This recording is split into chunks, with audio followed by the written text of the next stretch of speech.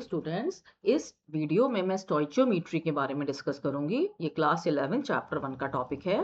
Stoichiometry, what is the meaning of stoichio? Stoichio meaning element, metron means measure, यानी हम यहाँ पर elements यानी कि कंपाउंड्स के मासेस एंड वॉल्यूम को मेजर करेंगे by looking at the stoichiometry.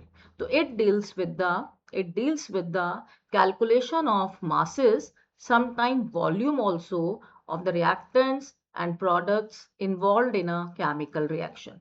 यानी किसी भी chemical reaction में मैं reactants and products के masses को calculate कर सकती हूँ by looking at the stoichiometry, and कभी कभी हम volumes भी calculate करते हैं, right? and इसके लिए condition है कि the reaction should be balanced। अगर रिएक्शन बैलेंस नहीं है तो हमें स्टोइचियोमेट्री रिएक्शन की नहीं पता चलेगी, और जो हम मासेस एंड वॉल्यूम कैलकुलेट करेंगे वो रॉन्ग हो जाएंगे। तो इसके लिए मैं एग्जांपल लेके आपको बता रही हूँ। मीथेन का कंबस्चन है ना, कंबस्चन ऑफ मीथेन। तो here the combustion of methane, this is the example. अगर आपको इक्वेशन दे रखी है तो बहुत ही बढ़िया, अगर नहीं दे रखी है तो you have to write this equation. Methane is CH4 gaseous state, oxygen is O2 gaseous state, CO2 है ना gaseous state, and water is H2O gaseous state। now I will balance this equation first। और इसके लिए आपने class 10th में सीखा ही हुआ है, तो एक बार रिपीट करते हैं इसको हम। तो left hand side reactant side है, right hand side product side है। तो सबसे पहले मैं कार्बन चेक करूंगी। कार्बन जो है रिएक्टेंट साइड में 1 है, 1 लिख दिया। राइट हैंड साइड में प्रोडक्ट साइड में कार्बन 1 है, इट इज बैलेंस्ड। हाइड्रोजन जो है हमारी H4, यानी रिएक्टेंट साइड में कितना है hydrogen? This is 4, but on right hand side it is only 2। now I will multiply this 2 by 2 to get 4 hydrogen, 4 on right hand side। now I put stoichiometric coefficient 2 here in the product side in the chemical reaction। now I will count oxygen on the reactant side it is 2 only, and on the product side it become 4।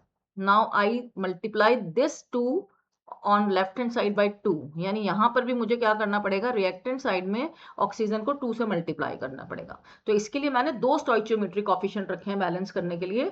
On the reactant side 2O2 and on the product side 2 water. Okay, अब ये हमारा balance equation बन गया। तो अब हम इसकी stoichiometry check करेंगे। Here CH4 is 1 molecule, oxygen is 2 molecules, दिख रहा हमें इक्वेशन देखकर। CO2 is 1 molecule, water is 2 molecules. Okay, तो सबसे पहले मॉलिक्यूल चेक कर लो। देख रहा है हमको मॉलिक्यूल्स हमने इक्वेशन में लिखे हुए हैं।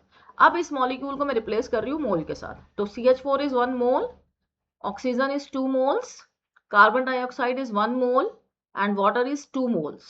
हमने मोल्स तक फाइंड कर लिया। अब हमें पता है कि जो 1 मोल CH4 का मास है, molecular mass, it is 12 plus 4 is equal to 16। ये हमने निकाल के मैंने आपको पिछली वीडियो में दिखाया था। तो ये हमारा CH4 का मोलर मास आ गया है, दिस इज 16, और मैंने यहाँ पे 1 मोल का मास लिखा है CH4 के 16 ग्राम। अगर मैं देखती हूँ ऑक्सीजन का मास, तो ऑक्सीजन का मास होता है 2 इंटू 16। ऑक्सीजन का एटॉमिक मास है 16 और उसको 2 से मल्टीप्लाई करके 32। तो यहाँ मैंने 32 gram, I will write 32 here. Okay, तो ये मैंने यहाँ पे क्या लिखा है 32 ग्राम, और ग्राम लगना है यहाँ पर हमारा, क्योंकि ग्राम में हम मोलर मास ले रहे हैं। ये 1 मोल का हम मास ले रहे हैं, एंड 1 मोल का जो मास होता है वो मॉलिकुलर मास के इक्वल होता है। तो ये जो मैं फाइंड कर रही हूँ यहाँ पे मीथेन एंड ऑक्सीजन, ये मैंने मॉलिकुलर मास फाइंड करे है ना, it is the molecular masses. अब आएगा CO2। तो CO2 का अगर मुझे मोलर मास फाइंड करना है, तो CO2 का मॉलिकुलर मास फाइंड करने के लिए हम क्या करेंगे, कार्बन का जो एटॉमिक मास होता है दिस इज 12, एंड ऑक्सीजन का जो एटॉमिक मास है 16, and it is multiply by 2, तो इट कम्स 44 ग्राम, है ना। 44 ग्राम आ गया, मैंने यहाँ 44 ग्राम लिखा हुआ है, ये देखिए 44 ग्राम लिखा हुआ है हमने। अब वाटर की अगर मैं बात करती हूँ, जो वाटर का मास होता है, वाटर का मास इज 18। ये आपको पता ही होगा, हमने कैलकुलेट करके दिखा रखा है, तो एक बार फिर भी मैं लिख देती हूँ यहाँ पर। वाटर का जो मोलर मास है 2 इंटू 1 प्लस 16, तो इट इज इक्वल टू 18 ग्राम। तो यहाँ पे 18 ग्राम इज 18 ग्राम जो है it is the molar mass of 1 molecule, पर यहाँ पे 2 मोल्स है हमारे पास, तो इसको 2 से मल्टीप्लाई कर रही हूँ, 36 ग्राम। ओके, और अगर हम वॉल्यूम देखते हैं, क्योंकि हमें पता है कि 1 मोल किसी भी गैस का जो ऑक्यूपाई करता है at the STP it is 22.4 litre. तो 1 mole methane occupies 22.4 litre, 2 moles water occupy 44.8 litre, 2 into 22.4 CO2 का 1 मोल है, इट ऑक्यूपाइज 22.4 लीटर, वाटर के 2 मोल्स है, इट ऑक्यूपाइज 44.8 लीटर। तो ये जो सारा मैंने आपको कैलकुलेट करके दिखाया है, this is by the stoichiometric calculation, ये मैंने स्टोइचियोमेट्री के थ्रू दिखाया है ना। तो हमने यहाँ पे ये सारा रिलेट कर रखा है कि मोल्स को हम मास से कैसे रिलेट करते हैं, मोल्स को हम नंबर ऑफ मॉलिक्यूल से कैसे रिलेट करते हैं, ये सब आपको मैंने पिछली वीडियो में बता ही रखा है। अब हम ना इस कैलकुलेशन के ऊपर बेस्ड न्यूमेरिकल करेंगे, जो कि हमारी एनसीईआरटी का ही पार्ट है। तो एक मैं एग्जांपल ले रही हूँ, इलस्ट्रेशन है ये हमारी बुक में एनसीईआरटी की। This is calculate the amount of water, calculate the amount of water produced by the combustion of 32 gram of methane. तो सबसे पहले मुझे इक्वेशन लिखनी पड़ेगी और बैलेंस्ड इक्वेशन लिखनी पड़ेगी। तो CH4 gas plus oxygen gas, है ना, it will give CO2 gas plus water gas, और फिर इसको बैलेंस करना है, ये मैंने आपको भी सिखाया ही है। तो ये हमने 2 स्टोइचियोमेट्रिक कोफिशिएंट डाल दिया O2 में रिएक्टेंट साइड में, और 2 मैंने डाल दिया प्रोडक्ट साइड में वाटर के साथ कोफिशिएंट डाल दिया बैलेंस करने के लिए। अब क्योंकि मुझे केवल यहाँ वाटर और मीथेन से ही मतलब है, तो मैं उन्हीं का ही बारे में लिख रही हूँ। CH4 के 1 मोल है और मुझे वाटर चाहिए, वाटर के 2 मोल्स हैं।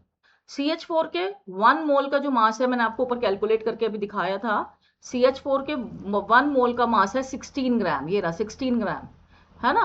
और वाटर के 2 मोल्स का मास है 36 ग्राम। तो मैं यही लिखने वाली हूँ यहाँ पर, ये मैंने यहाँ लिखा है कि 1 मोल मीथेन का मास है 16 ग्राम, वाटर के 2 मोल्स का मास है 2 इंटू 18 इज इक्वल टू 36 ग्राम, और हमें गिवन है मीथेन इज 32 ग्राम। तो 32 ग्राम में अब हमारा क्वेश्चन मार्क कि वाटर का कितना अमाउंट बन रहा है, मेरा क्वेश्चन यही है कि वाटर कितना अमाउंट बन रहा है 32 ग्राम मीथेन का अगर मैं कंबस्टन करती हूँ, है ना। तो इसमें अब हम यूनिटरी मेथड अप्लाई करेंगे।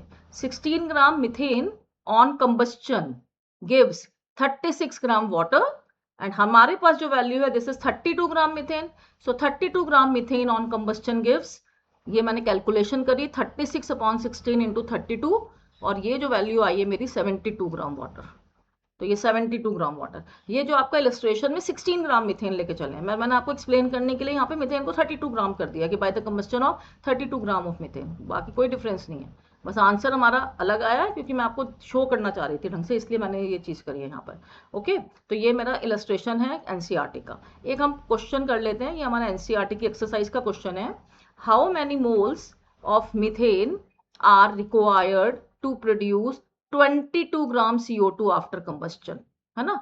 How many moles of methane are required to produce 22 gram CO2 after combustion, यानी मोल्स ऑफ मीथेन मांगे गए हैं हमसे और 22 ग्राम CO2 हमें प्रोड्यूस करनी है। तो बस मुझे इन दोनों को ही देखना है, मुझे मीथेन एंड CO2 को ही देखना है। तो सबसे पहले मैं इक्वेशन लिखूंगी, CH4 plus oxygen it gives CO2 plus water. Equation मैंने आपको भी बैलेंस करनी सिखाई थी, इक्वेशन लिखी। CH4 का 1 मोल है, CO2 का 1 मोल है।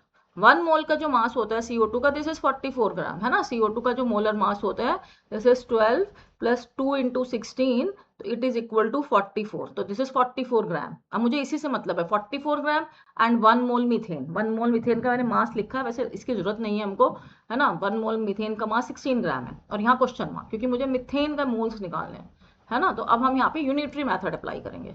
तो ये अप्लाई कैसे करूंगी, 44 ग्राम CO2 is obtained from 44 gram CO2 is obtained from 1 mole of methane, 1 mole of methane, 44 gram CO2 is obtained from 1 mole of methane, और हमारे पास जो क्वेश्चन में गिवन है दिस इज 22 ग्राम CO2, तो it is obtained by 1 upon 44 into 22, it is equal to 0.5 mole of methane after calculation. ये 22 से 2 cut के 1 upon 2 is equal to 0.5 mole of methane.